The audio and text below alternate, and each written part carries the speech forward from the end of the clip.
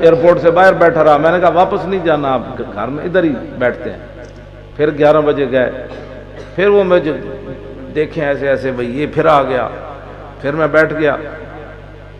پھر جب جہاز لاہور اترا تو اعلان ہوا کہ ویل چیئر والا بندہ بیٹھا رہے, اس کی ویل چیئر آخر میں آئے گی. میں نے کہا ٹھیک ہے آخر میں چلے جائیں گے, کون سے مسئلہ. کیوں جی, باغ میں شکر وصل تھا اور ہجر میں ہائے ہائے گل. کہاں میں ان کے ذکر میں پہلے نکلے یا بعد نکلے.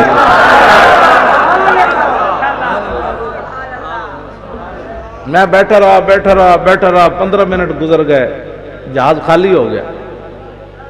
ایک پی آئی اے کا ملازم میرے قریب سے گزرا. میں نے کہا کیا مسئلہ ہے بھائی, آپ ویل چیئر نہیں لا رہے. وہ میرے قریب سے گزرتے ہوئے کہتا ہے وہ پولیس نہیں آنے دے رہی. سول کپڑوں میں اندر بھی آ گیا, ہوائی جہاز میں بھی آ گیا سول کپڑوں میں. میں سمجھ گیا, میں اپنے مست ہو کر بیٹھا رہا. میں کہا بچے وہ گل وچ ہو رہے, یہ گرفتاری کو بچنا ہوتا تو میں کراچیوں کیوں آندا. اندر آ گئے, یہ ہمارے ساتھ بچے تھے. میں نے کہتے جی وہ آ نہیں رہی. بھائی میں آ جائے گی ویل چیئر, تو کتنی دیر بٹھائیں گے. ویل چیئر آ گئی تو ادھر بھی جناب وہ ٹینشن آ گئے سارے, جناب گھیرا ڈال لیا. بلکہ ان کو ویل چیئر بھی ان سے لے لی, انہوں نے خود پکڑ لی. پولیس والے چلانے لگ پڑے. تو میں نے کہا کوئی بات نہیں. میں نے کہا مجھے ایسی, میں نے کہا جیسے میں دیکھ ہی نہیں رہا بھائی میری کون ویل چیئر چلا رہا ہے, میرے دائیں بائیں کون چل رہے. وہ پریشان تھے بھئی یہ خوف زدہ بھی نہیں ہوا, ایسے ایسے بھی نہیں ہوا, ایسے ایسے بھی نہیں ہوا. میں کہا پترو گل وچ ہو.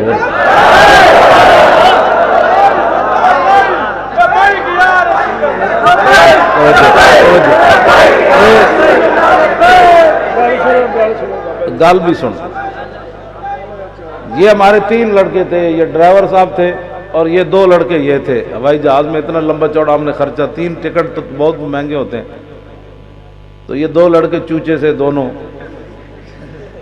یہ تھے, اور جناب باہر نکلے تو ڈرائیور کھڑا تھا. اس نے میری ویل چیئر کو آگے سے پکڑتے ہوئے لبیک کا جب نعرہ لگایا نا, ان دونوں نے دیا جواب. تو اس کا اکیلی آواز اتنی تھی کہ پورا ایئرپورٹ ہل گیا. 3 بندوں کے لبیک سے پورا ایئرپورٹ دفتروں سے باہر آ گیا. یہ کیا ہو گیا. وہ دیکھیں تو ویل چیئر ایک بار بندہ جا رہا ہے, اس کے ارد گرد پولیس ہے, وہ کبھی مجھے دیکھیں کبھی ان کو دیکھیں. یہ میں آ کر وہ ویکھن بھائی یہ دہشت گرد کس طرح بندہ ہے, پگڑی بدھی معذور آدمی, انہوں کی پریشانی ہے نا. سارے جناب سارے وہاں پہنچے ہوئے جناب. میں کہا بے شرمو, قیامت والے دن تمہارا یہی جرم کافی ہوگا کہ ایک حضور کی عزت کے لیے آ رہا تھا اور دوسرے گستاخوں کی حمایت میں اسے پکڑنے کے لیے آ رہے تھے. یہ نامہ اعمال میں تلے گی نا, یہ ویل چیئر بھی تلے گی.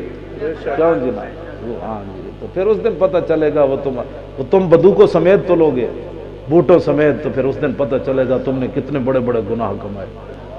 وہاں تو چھپکلی دور سے بیٹھ کر جناب ابراہیم کے لیے, وہ تو میلوں بیٹھ کر جناب ابراہیم کو آگ کو اس نے پھونک ماری تو اللہ نے اس کی نسلوں کو سزا دے دی.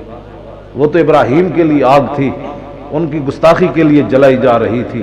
تو بتاؤ ایک گستاخ کی بتیاں جلنے لگیں اور تم اس کی حمایت میں کھڑے ہو گئے. ہوتے کہاں خلیل و بنا کعبہ و منا, لولاک والے صاحبی سب تیرے گھر کی ہے. یہ مسئلے کی حساسیت کو سمجھا جائے, کوئی مسئلہ نہیں, اس مسئلے کی حساسیت کو سمجھا جائے. شاہ جی اصل مسئلہ یہ ہے ہمارا, اس مسئلے کی حساسیت کو سمجھو.